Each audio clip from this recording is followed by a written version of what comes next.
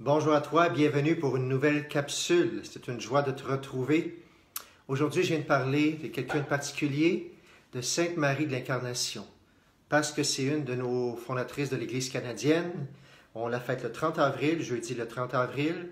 On fête la semaine prochaine aussi le 6 mai, Monseigneur de Laval, un autre des fondateurs. On fête aussi le vendredi prochain Bienheureuse Catherine de Saint-Augustin, une autre des fondatrices. Plus tard, il y aura aussi les martyrs canadiens. Mais tout ça dans une semaine. Puis en plus, lundi, on a Mère Marie-Léonie Paradis, une bienheureuse alors. C'est un beau moment pour se rappeler aussi tant de gens qui sont venus ici, de femmes aussi, qui sont venues au nom de la foi pour qu'on puisse goûter à cet amour de Dieu.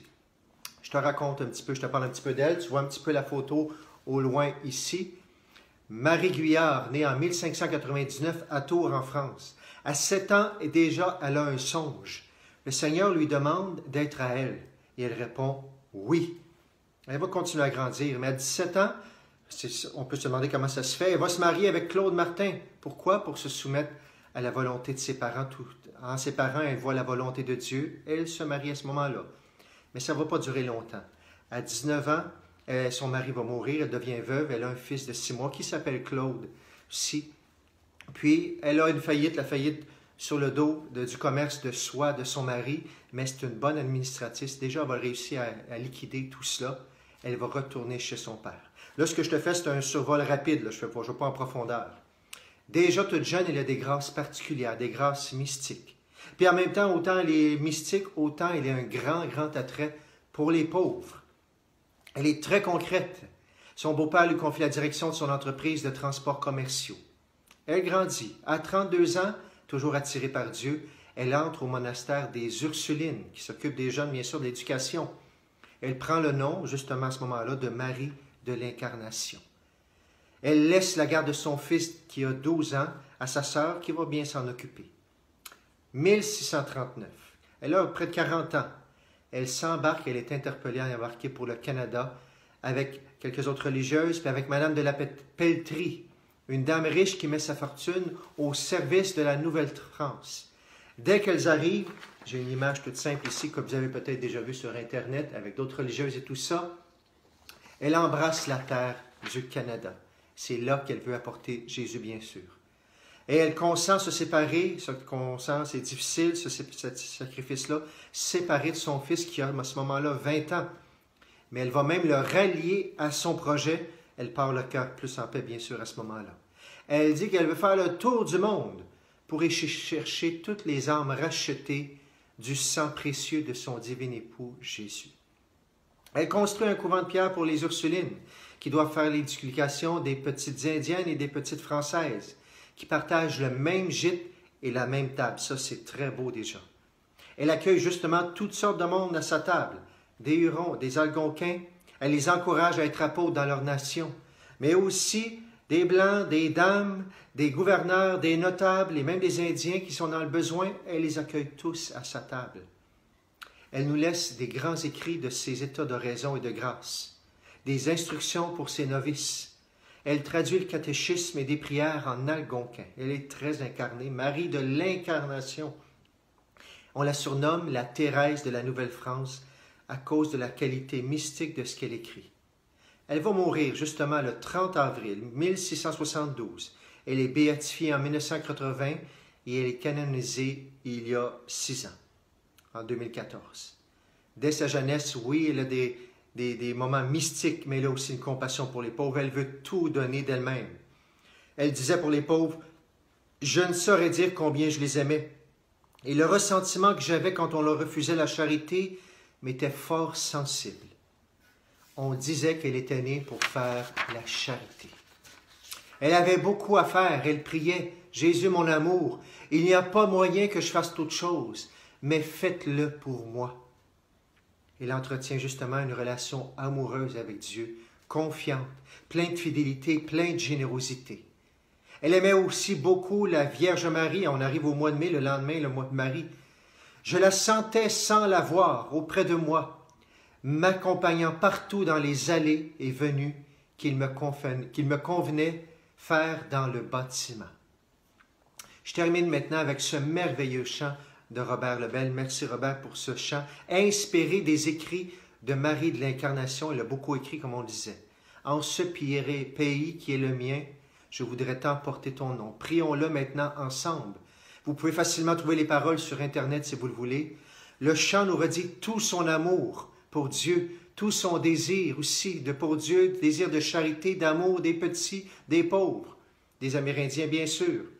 Tout son désir que Dieu soit connu et aimé, ici et partout dans le monde entier. Alors terminons, prions avec joie ce chant en ce pays.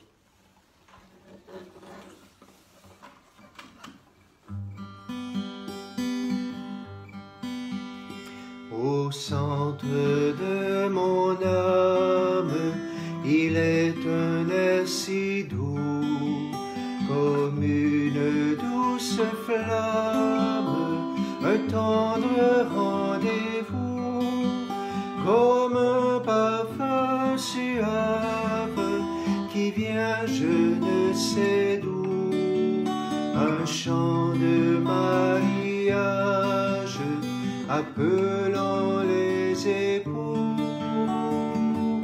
En ce pays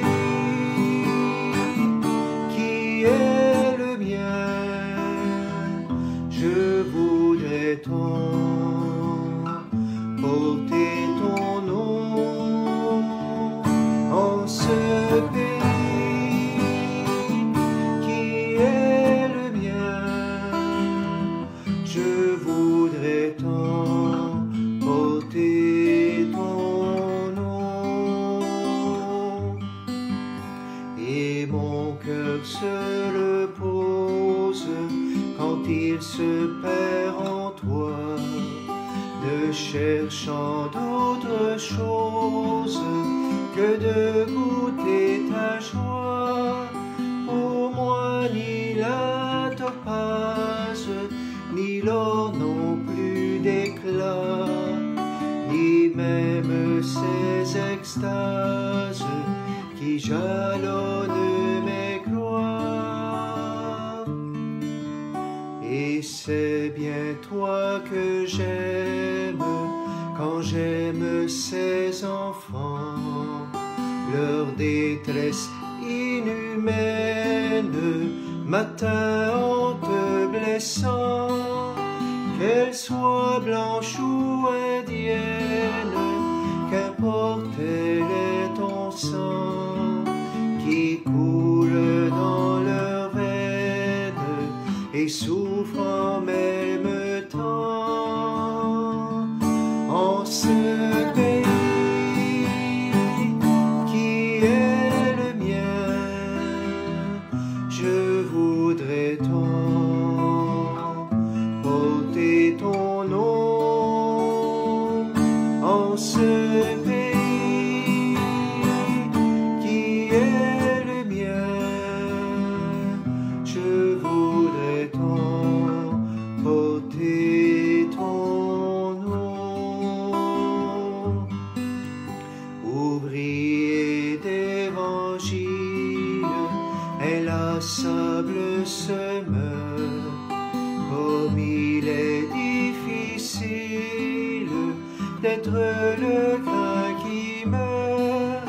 Je ne saurais vous dire combien souvent mon cœur s'absente pour vous suivre et devient voyageur.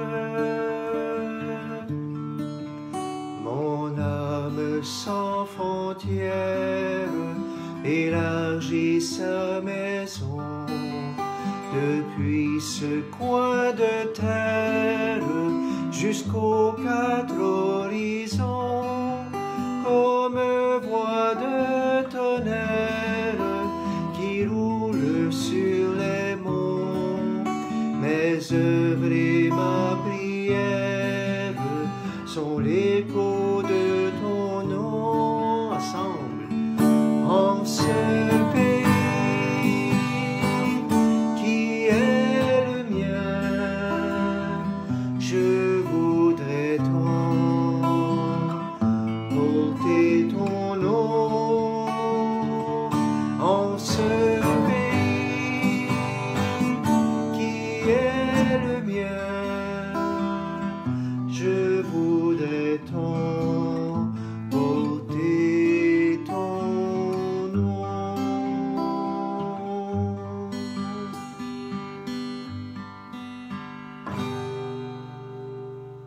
Amen. Merci d'avoir prié avec nous. Prions en ce 30 avril, Marie de l'Incarnation. Prions aussi ce vendredi 1er mai, Saint Joseph, artisan, patron des travailleurs. On prie pour tous les travailleurs ce 1er mai.